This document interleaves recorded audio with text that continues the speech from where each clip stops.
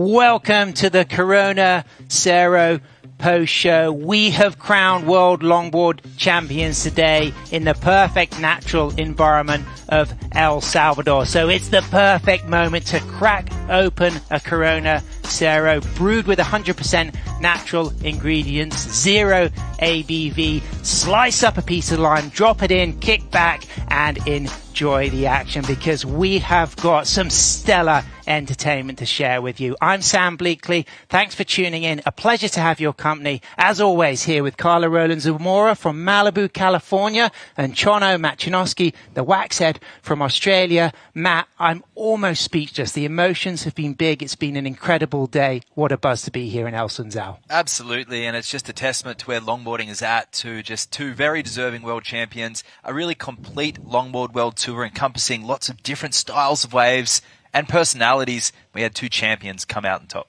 We had our yellow jersey wearing number 1 seed Taylor Jensen take the men's, but our number 2 seed take the women's, Rachael Tilley. I mean, that was a really good run for Rachael. Rachael has really been on since I think she arrived here in El Sunzal, and she just took that really great surfing and that momentum all the way into the final and taking that crown. And we could hear then, Matt, when we got the opportunity to listen to Taylor speak about his 4th win, how emotional it was for him to have his children on the beach watching. Absolutely. He said it's everything. And also, I like that point about evolve or dissolve. And it's actually very similar to what his father-in-law went through in that period between the longboard and the shortboard. And here we are all those years later, where that was the kind of the catalyst to where we're at right now. And there's Taylor at the twilight end of his career doing his best surfing. And it creates such a rounded story to this iconic extended surfing family, because of course it was Nat Young's involvement surfing in 1966 that heralded the shortboard revolution when he won that world title. But then he was at the forefront of the longboard renaissance. That's right. In the 1980s, winning 3 ASP world longboard titles. And then his son Bo wins 2 world longboard titles. And then his son-in-law Taylor goes on to win his 4th world longboard title, Carla. Yeah, I mean, there's a legacy already that he's kind of attached to, and being able to kind of continue that for himself. You saw how emotional he got when asked about, having his family here, and I think it's just really important to have that support system and be able to share that and continue the legacy. And Matt, tell us about that men's bracket and the people who had to start from that opening match. Oh, it's phenomenal. You had the Chase leader, who's that new fresh blood that we love, his atmosphere, we love his energy. Stevie Sawyer, the unpredictability, the creative, the artist, the musician, and he could have gone all the way as well, but Carniella Stewart got the jump. He's the guy that we've expected to win a world title the last few years. He's going to have to wait another year. But the Titan, Kai Sallas, last year's world champion, coming in seated pretty low considering is the reigning world champ, taking on Ben Skinner as well. I mean, so many fantastic matchups, but just for Kai to even get to the final, surfing 6 times, was phenomenal. And Carla, big wins against J.R. Esquivel and John Michael van Hoyenstein from Kai Sallas. Well, you had, if you will, the younger guns. J.R. not so young, but really, I think that experience and that, being a veteran on the tour and being the current world champ definitely helped lead him in to making it through from that, match 2 all the way up to the title match. And those title matches, it was best of 3. Let's look at the highlights of that title match. Of course, it did have the opportunity for best of 3, but it went just to 2. But he was right on the money, Kai Sallas, Matt. Yeah, he was. He really, apart from being a little selective with his waves, which you knew he had to be, his surfing is right there and showing the form of why he won last year's World Longboard Championship. And Carla, something you had really been emphasizing all day was the role of completion, the need to deal with the pupusa section, to finish things, to end in style. And unfortunately, despite this incredible ride, he just didn't have a clean end. No, and that's what set apart those scores there compared with Taylor, who was able to finish him. It's not to say that Kai wasn't able to get some great finishes, but unfortunately not in the final. And Matt, we talked about that rosé with capital F-L-O-W, flow, and talk about style, flow, and grace from Taylor Jensen. It's the whole reason why we start surfing, in particular that momentum, that speed, and somewhere along the lines we tend to lose it. and we start getting anticipated with tricks and maneuvers. But Taylor was very intuitive, just not at any point looking stressed or looking like he's trying to add points to the wave. He just surfed what was in front of him, and that really is the epitome of the flow state. And that's why he was able to go on just 4 waves, not using a leash. He didn't fall in any of his free surfs, and he's just a consummate professional taking the win here in pure class. And Matt, another question regarding Taylor's approach. A great exponent of using the middle of the board. Yeah, and that's something that both these two surfers grew up pretty much just skipping altogether. All about the tail and the nose, where that trim section, the middle of the board, the fastest section of those single fin longboards is being utilized to great effect. And it is the main difference between big wave, longboard and other forms of surfing. And this is where Kai fell again. Carla, what happened on this cutback through the midsection? Yeah, he gets up a bit too high up on that foam ball, and he's not, I think it's the one that he pushes him off there. He's not able to maintain that forward momentum. Super stylish surfing though from Kai, and I mean he was really poised to possibly take it from Taylor, but the selection, just that some of the choices that happened on the inside just weren't really they weren't up to that excellent score. Back to Taylor again. Of course, it was exchanges from both surfers, but Carla, it was Taylor who just only a handful of waves ridden, but all either above excellent range or right on the money with excellent range. I think Matt put it kind of perfectly. Like he didn't do too much, you know, not worrying about all the tricks, but just putting it all together. A recipe calls for the right amount of a certain ingredient, and if you overdo, you know, too much salt or too much pepper, that can kind of change the flavor. So he really had an understanding of how to put it all together. However, a lot of pepper on your pupusa is a good thing because we like them spicy. But let's talk about that family role. You mentioned it, Matt, the fact that both Kai and Taylor had their wife and their 2 children with them. That really brought some great energy, and they were really in a good space all week. Yeah, and all year, I think at a lot of the tour events, I think of Bells Beach in particular, where the families are all hanging out together inside the competitors area, and there was a real family vibe there on the promenade, on the Bells deck there, and it felt very similar here at Surf City, albeit a little bit more tense for some of the, you know, the results that could have gone either way. But, you know, Taylor, if that was just some of his best surfing he's ever put together, and those that can't credit that as something that will go down in history are really themselves, I mean, need to probably have a look at how good they are as surfers themselves, because that was very difficult surfing. And Carla, let's look at this list of world champions and the fact that Taylor has stayed relevant from 2011 until today. And we have to also emphasize that he was present at World Longboard Tour events for a number of years before that. Look, it's a testament to what the interview. You gave such a wonderful interview with him, and that understanding of the need to evolve. And I think as we get older, we're the job done. And someone who has always been passionate about board design. I have a memory of being with Taylor in 2003 at the World Longboard Finals in Raglan, and he had a Kevin Connolly inspired hard edge board, and before he was staying up late sanding the hard edge off the rail, convinced that he needed to adjust his equipment to the conditions. And he has always been working with equipment, not only shapes but also technology as well, Matt. Yeah, absolutely. We saw the Firewire composites, the Thunderbolts as well, and that's the type of edge that at least mentally would give Taylor. He said those tiny little finicky things are the ones that give him that at least that sense of progression. And sometimes as a surfer, it's those new feelings that we chase, and it can be minute, and that's what keeps us back in the water.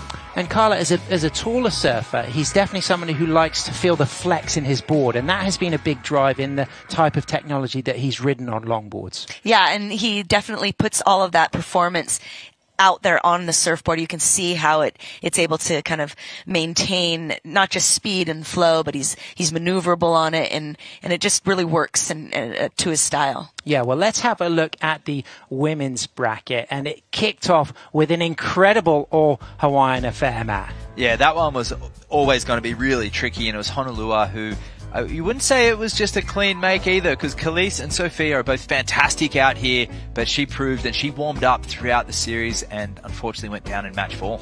And then that stink for Elise in match 3. How will that hurt the French woman, Carla?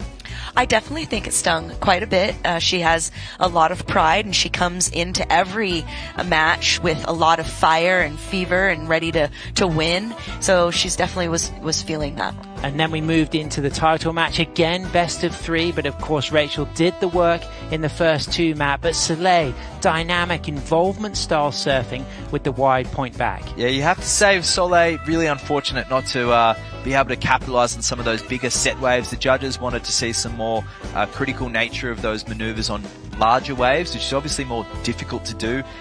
Her surfing was there. It was beautiful, albeit a little bit nervous compared to what we're usually seeing with her. She's usually connecting and flowing in her own flow state, but this time was unable to sort of match it against a raging hot Rachael Tilly. And Carla, talk about the 2 different approaches, the 2 different techniques between Soleil and Rachael on your screen.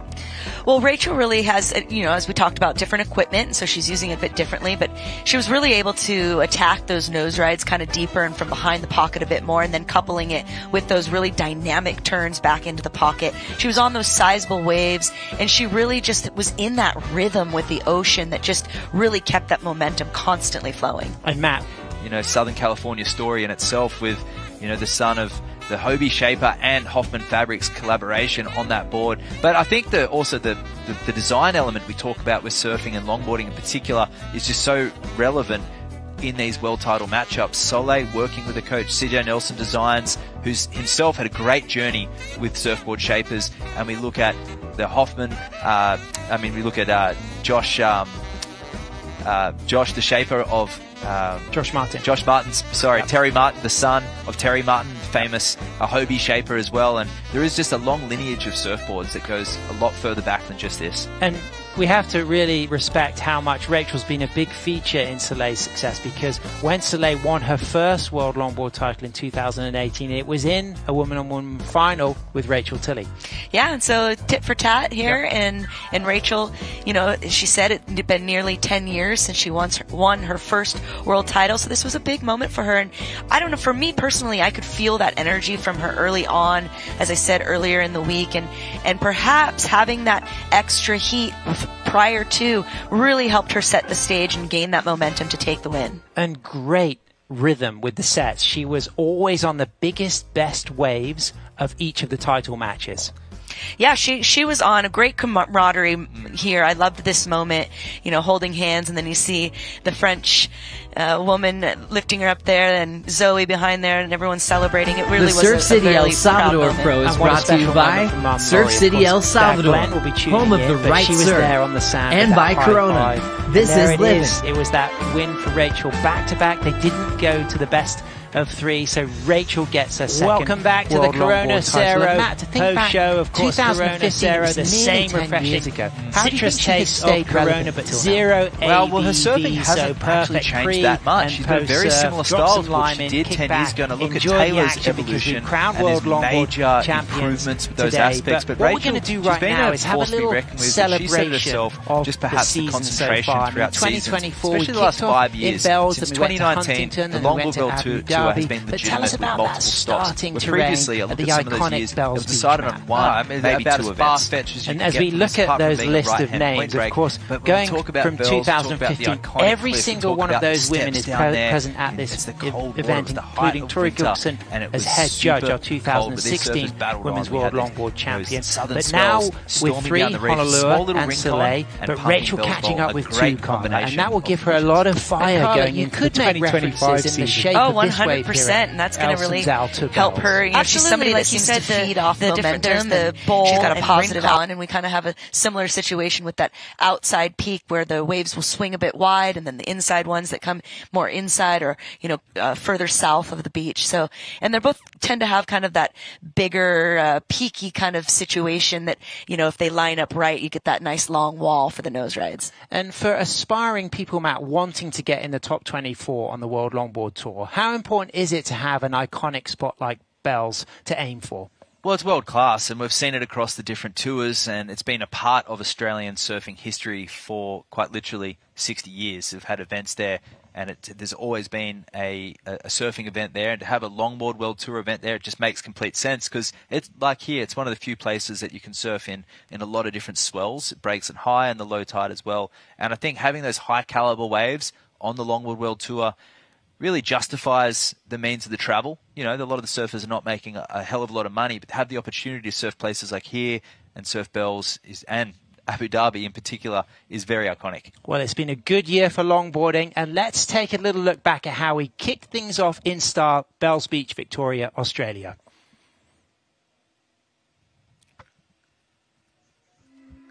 No surrender and no retreat. It's time to give a little more, never regret it. There ain't no surrender and no retreat. I'm stealing time, but the world is ending. I give my life for you. Just one more minute to keep this together. One more second till it's gone forever. So I'm stealing time for you. When the stars are racing and they pull you deep, and the doors of mercy are hard to reach, you gotta give a little more, never forget it. There ain't no surrender and no retreat.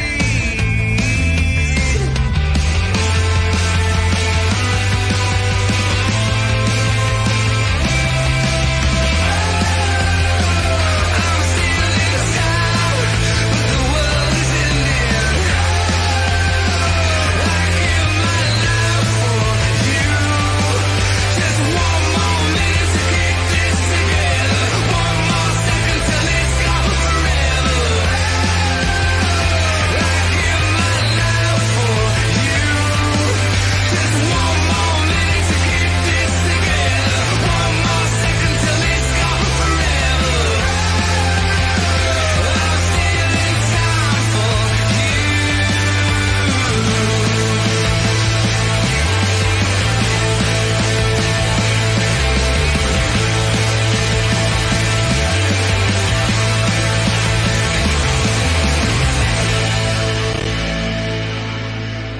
Got the Ulux, the neoprene and the sweaters out for the cool waters of Bells, but Carla Soleil was dropping nines all event, and that was a real incredible win for her to start the season. Yeah, looking back at that footage, you could just really see how on point she was, and a different Soleil than maybe what we saw today, unfortunately. But really, I think that wave at Bells just really suits Soleil's style. And how much of a confidence booster do you think for Taylor, kicking off with that Zen precision, that tight footwork, that clean rail work, and taking that win? Well, generally, in the Longboard World Tour, the surfer that wins that first event will end up winning the world title. It didn't go Soleil's way, but it certainly went Taylor Jensen's way. Last year, Sallas took the win, and that meant a lot for him, and I think it meant equally as much to Taylor.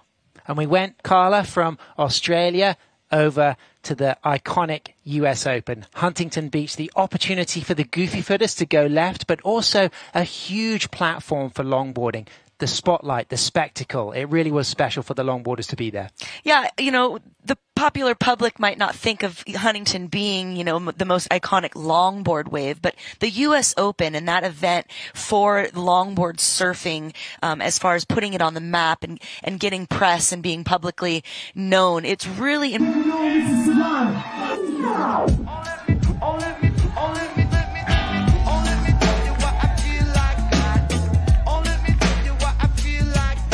Welcome to the Lexus US Open of Surfing. It's the Huntington Longboard Classic. Show your love for the people when they come, when they go. Meet your next generation and the next episode. Call me on. Check the footwork, Strider. Look at the rail work right there. When he gets back, leans into it, great work. How come I supply? Don't remind, just record. Gaining fans in front of Atake on to the round of 16. Let me tell you what I feel like. Oh, let me tell you what I feel like. Oh, let me tell you what I feel like. Oh, let me tell you what I feel like. I've been lost in the moment. I've been spending my days. I've been listening to the ocean and the breaking of the waves. What once was around microphone and the stage. Back to the rhythm, now we back, yeah, we grooving. Everybody's getting down and everybody's moving. Rhymes are a sign of the times that we're using. Loving the life you live, live the life that you're choosing. Goes straight to the nose. 5, 10. Soul arch. Hands above the shoulders on this one. Trying to give it everything he's got. Maybe his best wave yet.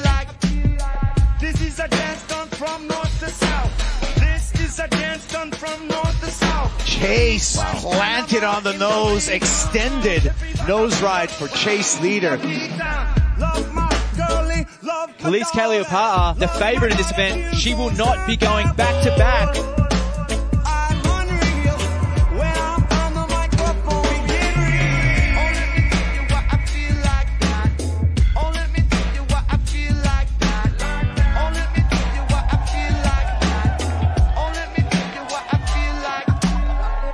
And it's finals day for the Huntington Beach Longboard Classic. Rachael, that's a long 5 there. Takes the midline of the wave. Power carve, expressive there.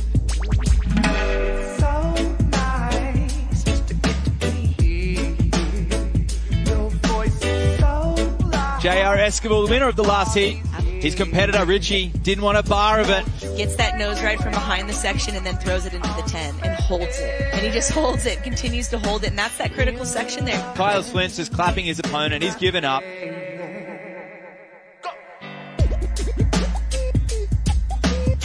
Chase leader on the hotline bling right there. Wow, that was a great answer back. Oh, they don't give it to him. Jess comes under. Scores getting locked in right now. It is not enough. Sophia doesn't move forward. Soleil Errico moves into the final. We're seeing her come up against Rachael Tilley. And Taylor Jensen will be meeting J.R. Esquivel in our men's final.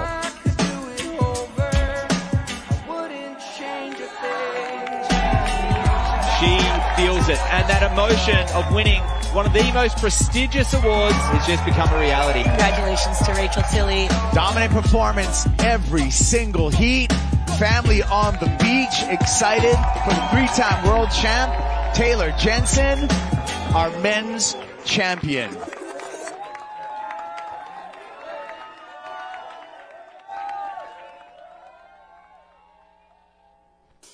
More than that, to the beats of Sublime, of course, hugely influential to surf culture around the planet. And they were playing live at the US Open. We saw 2 regular footers, Matt, take the win. But talk about the role that Huntington had for the goofy footers who really moved up the seeding. Yeah, absolutely. We saw so many upsets as well. The goofies up against the regular footers, some fantastic battles. And predominantly known as a left is obviously this year was a great ride as well. But it's a mixed peak. And as you said, Carla, it's a place where it's like a viewing platform, not just for people in person, but everyone tunes into that event, broadcasted across news networks, and there's just so much press for these surfers there. And to go down in history as a US Open champion, it, like Rachael said, that was the catalyst for her to actually believe on that place that she could really take that win and then take the world title. And Carla, we went from orange groves and that cool California coastline to the Barkhan dunes of the Arabian desert, Abu Dhabi, United Arab Emirates. That was a special transition that the surfers got extremely excited about. I think we were all extremely excited to go to somewhere where you normally wouldn't equate surfing and waves, but there we were at one of these perfect man-made waves with the stadium lights that were so exciting to just put it all on stage, and I really enjoyed being a part of that. Well, it was a new venue, a new format, and let's take a look at the action.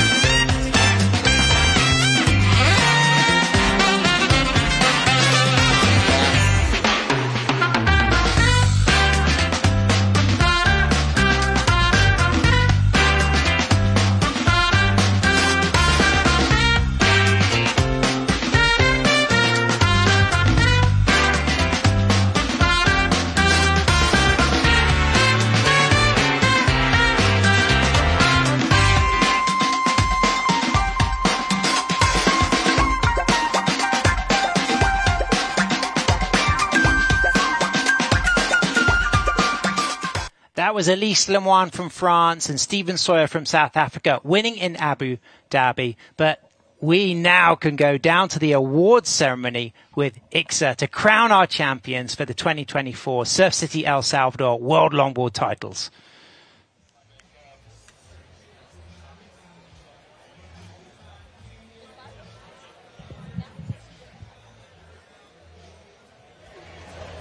Thanks so much, Sam. Hello, everyone. This is a sunny, warm day. Waves delivered and stunning production from Surf City. And this is the official award presentation for the 2024 Surf City El Salvador Longboard Championship Finals. Welcome you all. How fantastic is to have the top 8 longboarders in both men and women here at Surf City El Salvador. Put your hands together for our amazing athletes. Un día soleado y cálido, olas perfectas, una producción impecable. Bienvenidos a la ceremonia de clausura de Surf City El Salvador Longboard Championships 2024. Es increíble tener a los 8 mejores longboarders por el lado masculino y femenino aquí en el Sunzal. Un fuerte aplauso a nuestros atletas.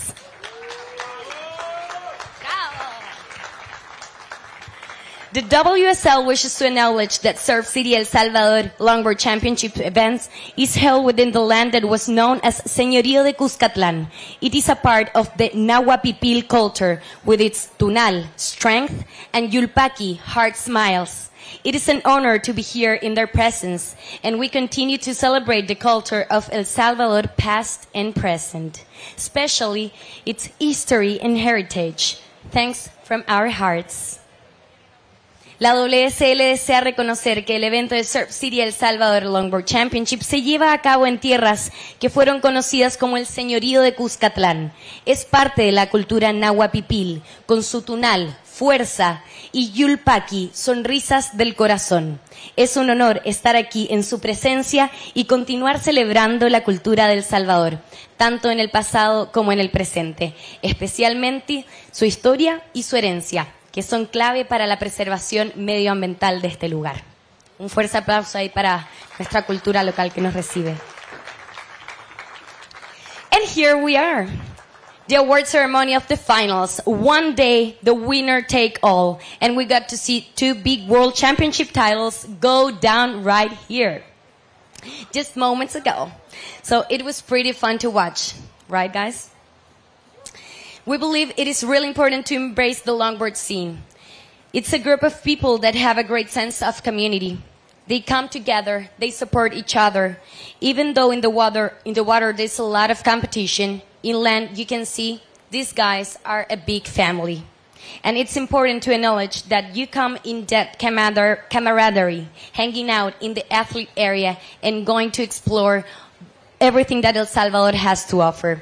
So thank you for spreading the vibes around. Es realmente increíble poder ver a la comunidad de los longboarders aquí en El Salvador repartiendo y esparciendo esa vibra de comunidad, de camaradería. No solamente se trata de la competencia, sino que también se trata de apoyarse dentro y fuera del agua, de ir a explorar juntos. Y eso es increíble para poder tener ese legado de parte del longboard. Así que muchas gracias y felicidades por estar esparciendo esa cultura. It was a really great season. 3 big events around the world before this finals in El Salvador. We started at the legendary coastline of Bells Beach, then Surf City, USA in Huntington Beach, and groundbreaking event in Abu Dhabi. The WSL Tour traveled across the globe before landing at the mesmerizing wave of El Sunzal, with stunning performances from these 16 longboard world title contenders and more talented surfers all season long. So let's give a big round of applause for everyone in the 2024 Longboard Tour. Fue una temporada increíble este 2024, con eventos que comenzaron en la icónica Bells Beach en Australia, moviéndose luego para Huntington Beach en California y luego en un evento muy innovador en la piscina de olas en Abu Dhabi, para terminar en esta ola fantástica en el Sunzal. Han sido 16 atletas los que clasificaron para estas finales, pero fueron muchos más durante este 2024, así que reconocemos el gran trabajo de todos esos competidores. Un aplauso para ellos. Hosting its first WSL Longboard World Title event, it's really significant for El Salvador for several reasons.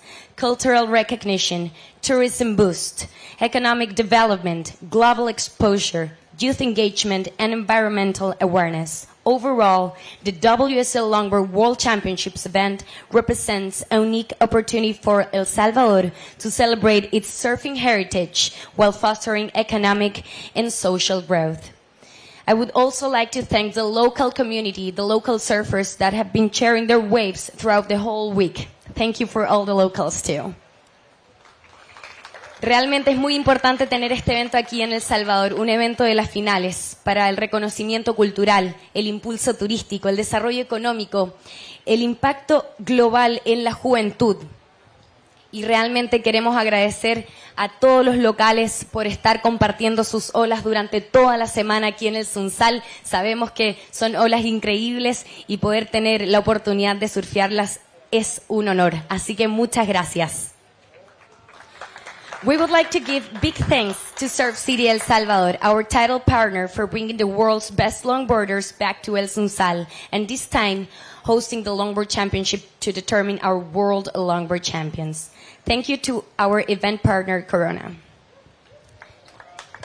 Nuestros patrocinadores oficiales, gran mención a Surf City El Salvador, que siempre están llevando a lo más alto y empujando las barreras de lo que significa crear eventos de surf. Y por supuesto, muchas gracias también a Corona por estar acompañándonos en esta celebración del surfing.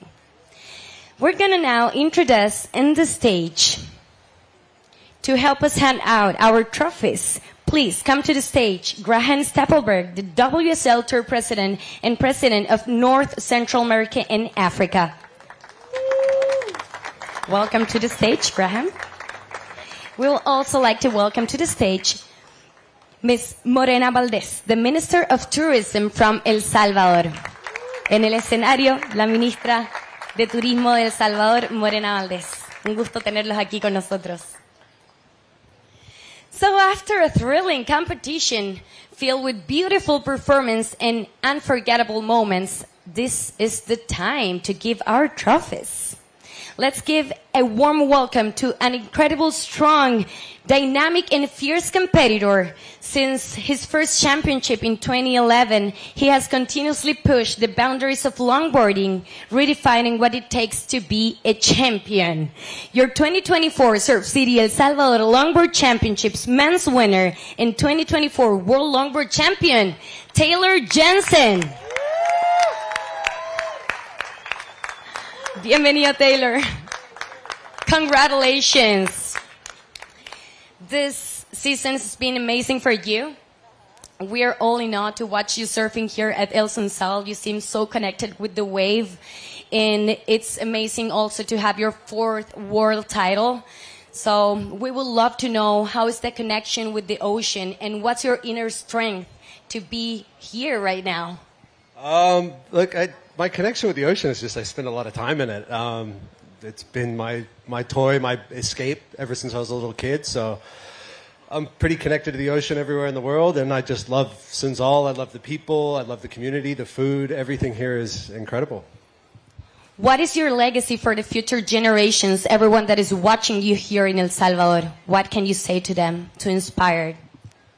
Just keep surfing, man. Make it fun. Like, keep having fun. Keep enjoying the ocean. Be kind. Just have a good time. That's it. Now we know. Thank you so much. And here is your trophy. The Minister of Tourism, Mrs. Morena Valdez, will give you the trophy.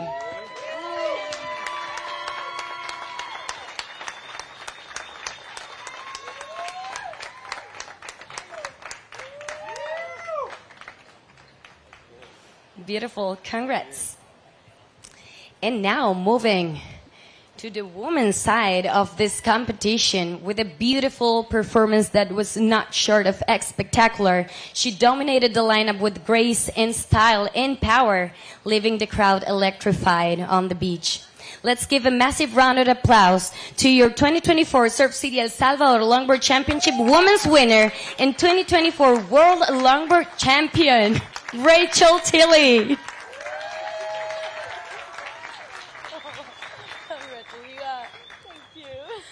Wow, Rachael, I'm so excited to be here with you on stage. It was an amazing performance out there. You're so connected and you seem really catalyzed with this wave of El Sunzal, not only in this event, but throughout the whole year here. And I've heard this is now your favorite wave. So, and we can tell that.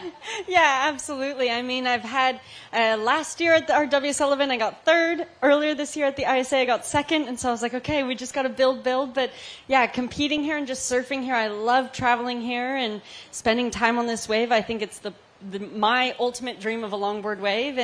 And so to be able to compete on that, it makes it a lot more. It makes it easy to just have fun and enjoy myself in the heats, and that results in doing well. We were all having fun watching you for sure. So it's been 9 years since your first world title. You're the youngest woman to hold a world title. And now you have become also a role female model in the longboard community and in the surf community. What does this title mean to you today? Gosh, like you said, it's been 9 years since my first world title, and I feel like my first one just kind of happened to me. I was 17, and it just happened. And this one took a lot of work, a lot of belief, and I had to completely switch the way that I approach events. And, you know, a few years ago, I had a mindset shift of I just am showing up to compete because I love it and I have fun and I want to enjoy myself and be present. And so with that mindset, to be able to have that mindset out there and through this win has been super special. Ella nos estaba contando que después de 9 años ha logrado cumplir el sueño de volver a tomar un título mundial. Ella era muy joven, en su primer título tenía tan solo 17 años y era un momento mucho más emocionante. Tal vez era más chica y no lo logró asumir de la misma manera que lo hace el día de hoy. Se vuelve muy especial poder tomar un título con una mentalidad diferente, más madura. Felicidades. Congratulations, Rachael. Now it's your time. Please, G, hold your trophy.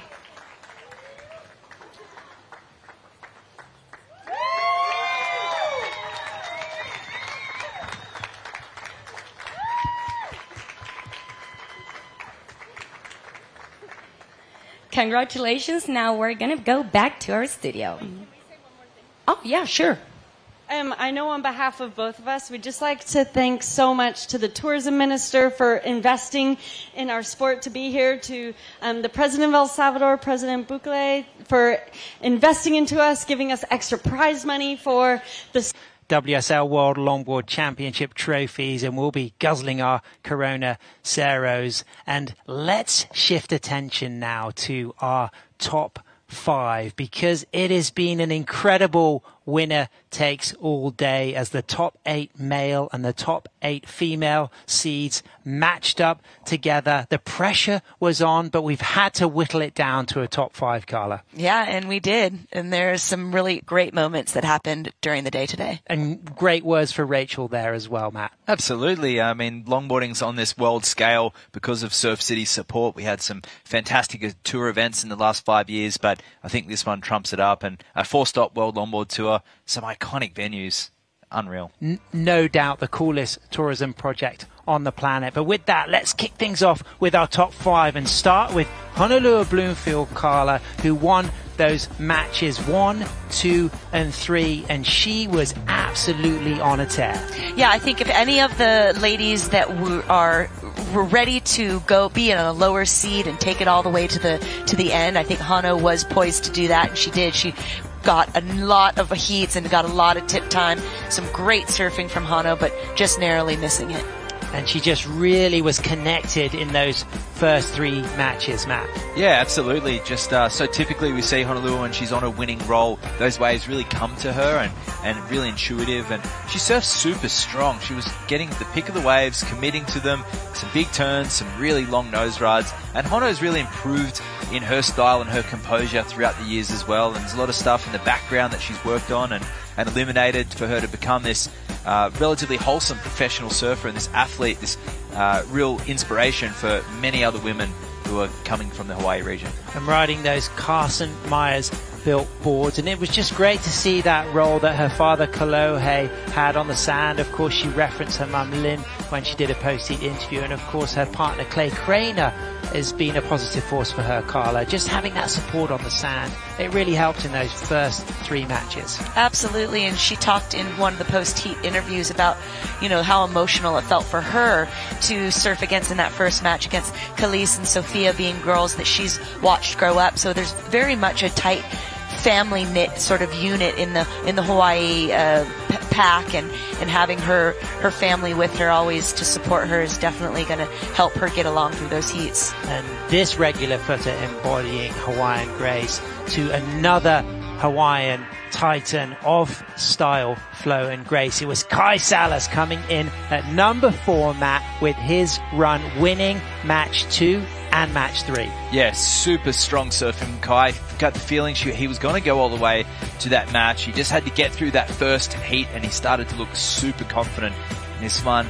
Just searing calves, strong nose rides, and he was looking like he did in the free surfs. He was just super composed, relaxed, and with his family by his side, he was surfing like somebody who had a mission. He really wanted to get 2 world titles. Kyla, we were describing him as our knight in Hawaiian armor. Yes, and the joust that came to be, and he's really somebody that's just so formidable and has his Hawaiian armor that really, you know, it shows even in the style where he just is so solid. You can see even a little bit of those bumps through those nose rides as he came from behind the section. Really critical nose riding we saw from Kai, and a knight he is. And again, a great example of just using the upper body in the right way, Carla. Yeah, his upper body really is also a nice element to his style. He has more of that rolled shoulder kind of approach that we've seen like in the Dane Peterson kind of style. But then his nose rides really come up and upright, and a little bit of body English with the hand up. We do get a lot of variety from Kai, and it was just unfortunate he wasn't able to put together some finishes. And keeping with the theme of regular footers, we shift on to number 3. It's Rachael Tilley knocking out Honolulu Bloomfield and advancing to the title match against Soleil Errico, Matt. Yeah, creative style. No one surfs like Rachael Tilley. Very individual in her expression on the wave, and she really uses the wave as a canvas. She climbs, she drops, she carves, and that board allows her to access little parts of the wave that not many of the other athletes are able to do. And she's a deserved world champion, putting together nerves of steel and really bouncing and bopping her way through the post-heat interviews, but carrying that into the ocean as well. And Carla, coming in as seed number 2 appeared to be an advantage for Rachael because she had some momentum before she went into the title match with Soleil Errico. Yeah, 100%. I think it worked in her favor. She'd looked great all week in the free surfs and those practice surfs. So I think having that little bit of that heat beforehand, before going into that title match. Surfers and shapers shining, and we have seen all of these surfers shine, but this guy, Taylor Jensen, shone harder than any of the men. He was already our yellow jersey wearing number 1 seed, and Carla, did he come out guns blazing or what? I mean, he was absolutely ready to fire and hitting the target without really any flaws or any miss, you know, to the approach that he took to this wave. You know, he was ready. He'd been watching all day long, and as he said in his interview, you know, just kind of frothing at watching all the perfect waves. So I think when he went out there, it worked in his favor, and he just exploded.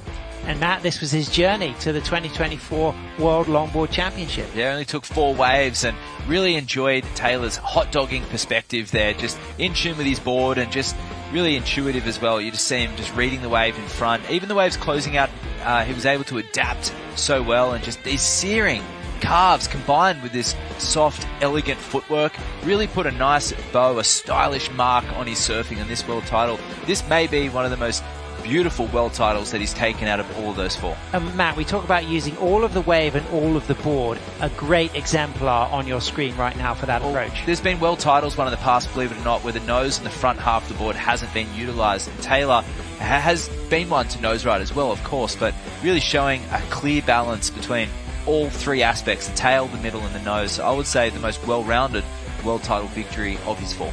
Super smooth, Carla, all the way to the pupusa section every time. I mean, every time, and when you've given it up to the judges, like, what more can you ask for? Really a big celebratory moment for Taylor, having his family here. And as he said, he worked hard to get there, but our number one spot.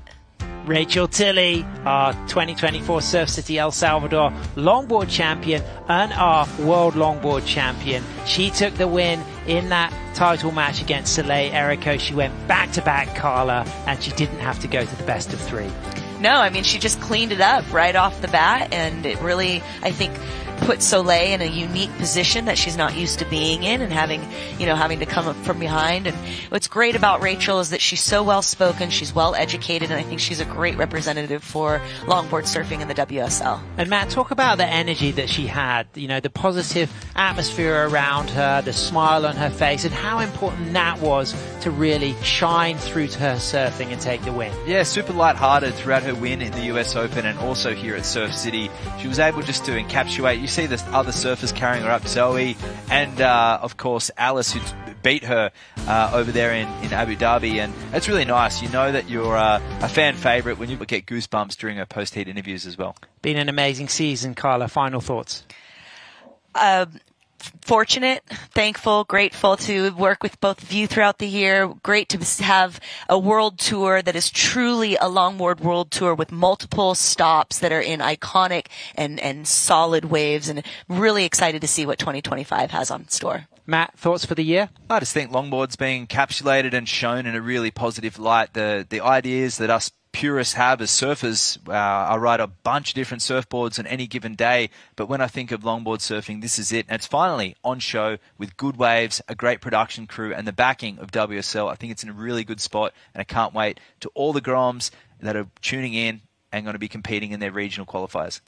It's been an incredible year for longboarding. Thanks for tuning in. Thanks for having us. Stay focused because there's a big season next year, and keep your eyes on the final Challenger Series event in Saquarema, Brazil. Thanks very much. It's been great. Surf City, El Salvador.